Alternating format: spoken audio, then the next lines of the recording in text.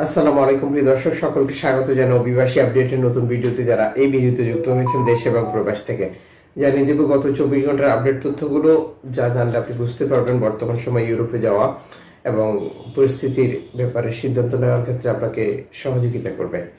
আজ জুন মাসের 28 তারিখ। আপনি নিজে দেখছেন, একজনকে দেখান, ভিডিওটি শেয়ার করে চ্যানেলটি সাবস্ক্রাইব করে ফেসবুক পেজটি লাইক ফলো করে যুক্ত থাকলে আমাদের প্রতিদিনের আপডেট ইনফরমেশনই প্রতিদিন দেখতে পারবেন।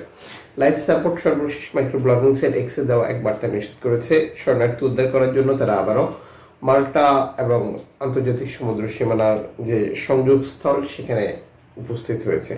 বিপদগ্রস্ত নৌকাগুলোকে সহযোগিতা করা, শরণার্থী উদ্ধার করা এবং ইতালিতে পৌঁছে দেওয়া হয় তাদের কাজ। আমাদের পক্ষ থেকে এনজিও সংস্থাটির জন্য ওয়েলকাম।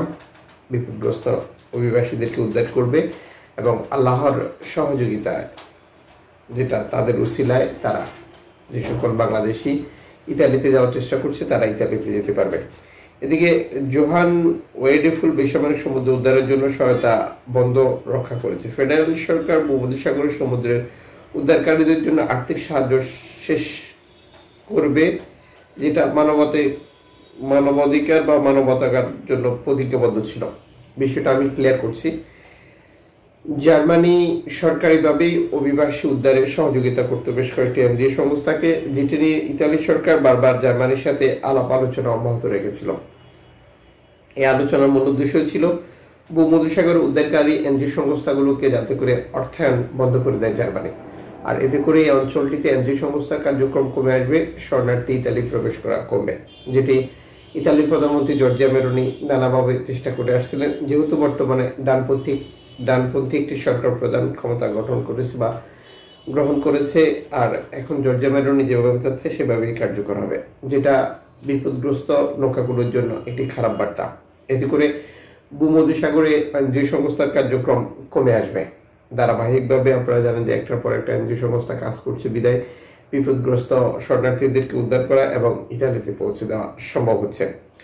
এদিকে সমুদ্রে বেঁচে থাকার জন্য যে সহযোগিতা প্রয়োজন, ফেডারেল সরকার যদি সেটি বন্ধ করে দেয়, মানে এনজিও সংস্থার কার্যক্রম স্বাভাবিকভাবে বাধাগ্রস্ত হবে। কারণ একটি যেটা শিপ চলার জন্য তাদের জ্বালানি লাগে, খাওয়ার লাগে, মেডিসিন লাগে, যেগুলো সম্পূর্ণ ফ্রিতে তারা পরিবেশন করে থাকে, আর এটার জন্য অর্থায়নের প্রয়োজন রয়েছে।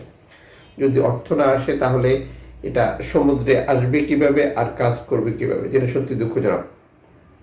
এদিকে ধারাবাহিকভাবে লিবিয়ার উপকূলে নৌকাডুবি এবং বিপদ নৌকাতে শরণার্থী থাকা এবং তাদের মৃত্যু, সেও হচ্ছে এক বিমান বার্তা প্রচার করেছে। বিমান বার্তা তারা বলেছে যে লিবিয়ান উপকূলে আন্তর্জাতিক সমুদ্র সীমানায় তারা মৃতদেহ ভাসতে দেখেছে, যেখানে 5টি মৃতদেহ প্রাথমিক অবস্থায় তারা ধারণা করছে।